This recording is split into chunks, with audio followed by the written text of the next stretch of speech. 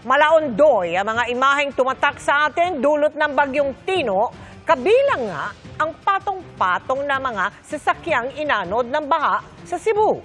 10 bahay ang tinangay, pero ang pinakamasaklap ang nawalang buhay. Maki-update tayo sa live na pagtutok ni Alan Domingo ng GMA Regional TV. Alan!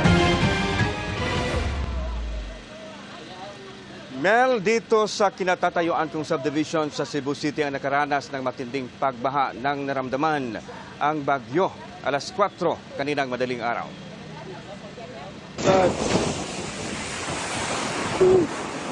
Ganito katindi ang baha kaninang madaling araw sa subdivision na ito sa Barangay Bakayan, Cebu City.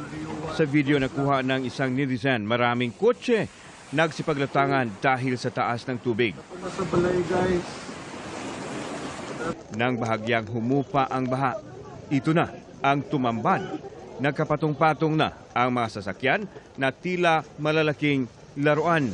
Naabutan ng GMA Regional TV ang isinagawang rescue operation sa mga residente ng naturang subdivision.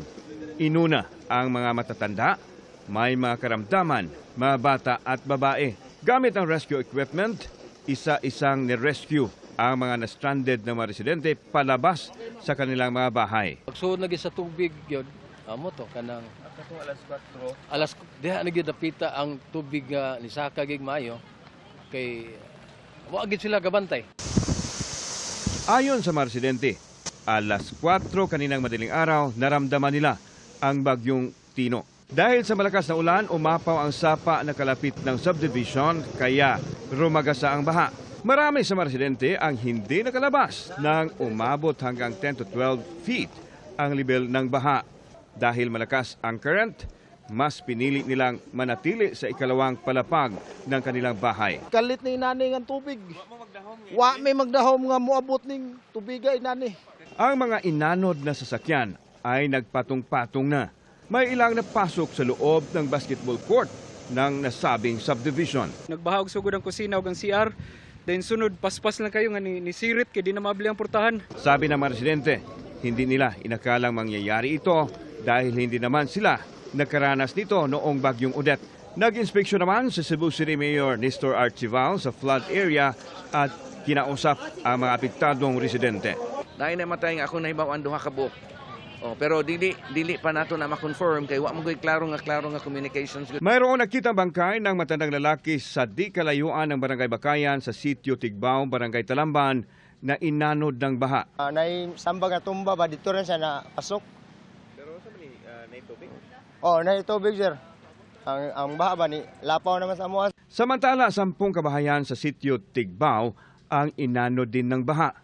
Ang bahay ni Danilo, flooring na lang ang natira matapos inanod ng rumalagasang baha. Kadlaw na, purti naman kusuga. Wala lang ko balik dire.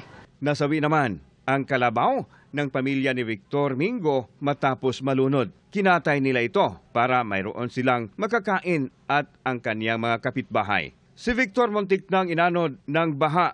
Buti na lang nakaakyat siya sa kawayan at na-rescue. Dahil sa magdamag na pag-ulan, muntik nang umapaw ang tubig sa Guadalupe River. At nang namonitor ng barangay ang level ng tubig sa Guadalupe River, agad na inalerto ang mga residente sa Sitio Sapang na mag-ingat. Samantala sa social media post naman ng Our Lady of the Sacred Heart Parish Capital, makikita na pinasok na ng tubig baha ang ground floor ng simbahan. 1 a.m. nang simulang bumuhos ang malakas na ulan sa Cebu, pero humina ito ng bandang 2 a.m. Muling bumuhos ang malakas na ulan o torrential rain bandang 4 a.m. hanggang maglandfall ang bagyong Tino kaninang 5:10 a.m. sa bayan ng Borbon.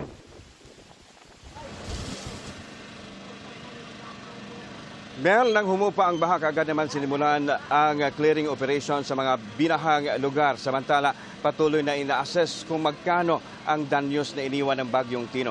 Samantala, Mel, sinabi ni Mayor Archival na mayroong 12 katao ang patuloy na pinaghahanap matapos inanod ng baha. Mel. Maraming salamat sa iyo, Alan Domingo ng GMA Regional TV.